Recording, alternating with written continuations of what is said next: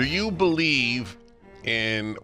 Is that the word? The word, because reincarnation has two meanings. You come back in your own body at some point, or you come back as another person in the next life. It's a very common belief. By the way, it's held by all sorts of people that you might not expect. I know that in mystical Orthodox Judaism, there is a belief, Gilgul Nefashot, the transmigration of souls. Now, I happen not to believe in this. I believe that there is a heaven. I believe there is a hell, or if you will, in more, not sophisticated, but acceptable language, I believe that there is punishment and reward after death. But I don't believe that I come back as another person. It's a tempting belief because, let's say, what if you're a baby that dies? That's it? Is that your whole chance at existence? For the people who believe in reincarnation, well, that baby will come back just as another human being. But if you have no remembrance of who you were in the past life, for all intents and purposes, you're dead anyway. If you're Joe Smith in this life and you come back as, Mary Gonzalez, Joe Smith is dead. Now you say Joe Smith's soul continues, but Joe Smith's soul is not aware. At least has not transmitted that awareness to Mary Gonzalez. You are really Joe Smith. On the other hand, to be fair, I have a close friend who studied hypnosis. He hypnotized a young woman many years ago who believed that she was on a 19th century caravan in the United States. She described, I don't know where it was. So Oregon? Yeah. She was in Oregon. Yeah. Oh, yeah, you know this really well. Yeah. Oh, yeah. So remind me, what was she? She was on a wagon train? Yeah. Yeah. And the details she knew, yeah. I don't even think she'd ever been to Oregon. Not in this life, anyway. Yeah. And she knew details of the crossing of Oregon, which really only somebody who did it or had studied for years Oregon wagon trains, which I suspect she didn't study, would know. So I want you to understand, I don't have passion on this subject. It may be true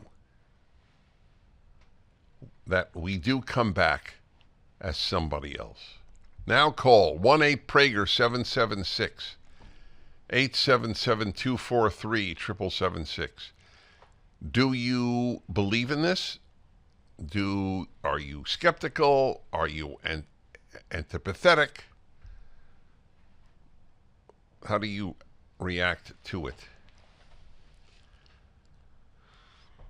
The problem of the unjust suffering in this life is so great that people have devised many, many solutions to it, and this provides one of them.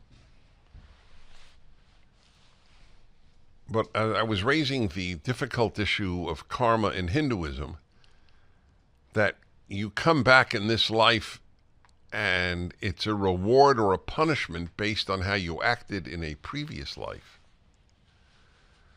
But then why would I want to show pity to somebody who's suffering in this life if I believe that they were evil in the last life and that's why they were suffering? I don't know the answer to that one either. 877-243-7776. Do you know somebody who believes in it? Do you believe in it?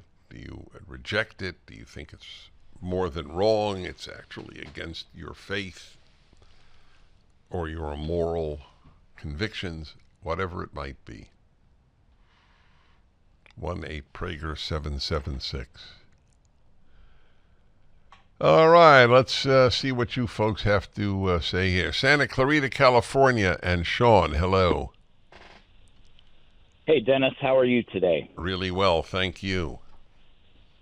So, in a Philosophy 101 class, I gave quite a few examples of why I reject it, but I end with this strong one. Let's say I get called to work on an emergency, and I have to call a friend or family member to come watch my young child. While I'm at work, that family member sexually abuses my child.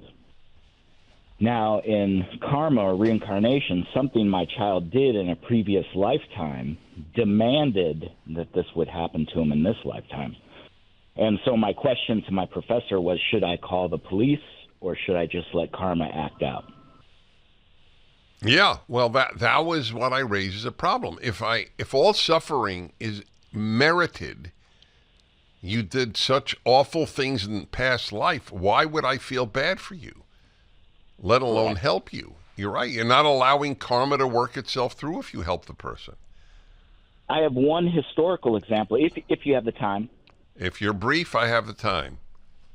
Okay, the killing fields in Cambodia, there were Christian organizations in Buddhist countries handling all the Buddhist refugees, but there were no Buddhist organizations helping their fellow Buddhists. And the reason is because Buddha said you're an island unto yourself.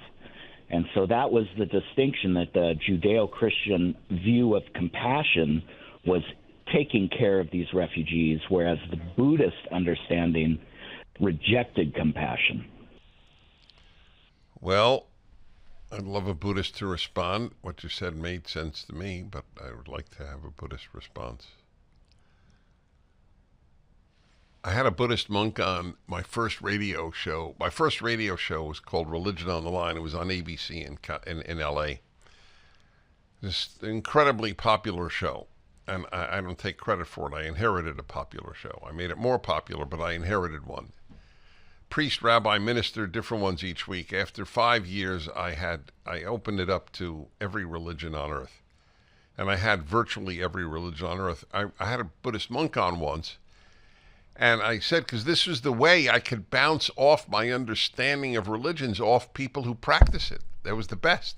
It was a blessing from God I had that show. 10 years to the week. So I said to him, I just want to understand something.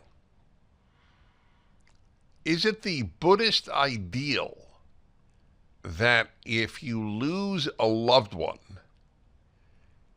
you don't you don't lament, you don't cry, because that's the way of things, and you accept it, and you don't, because you don't place your emotional world in the hands of others, as it were. Anyway, he said, yes, ideally you would not cry. That's right, if you were a Buddhist. If you're, because he didn't have children, he was a monk, so I used a brother or sister as the example. So people work these things out if they can. Yeah, San Fernando, California, Joe, hello. Hello, Joe. Hello, Mr. Prager. Yes. I'm not going to ask you how you are because you're wonderful, period. Thank you. It's sweet. I definitely reject it to the fact that in this universe, everything, or most things do have a purpose. And if we come back and we don't have any memory of past life, what's the point? It's a real waste of time.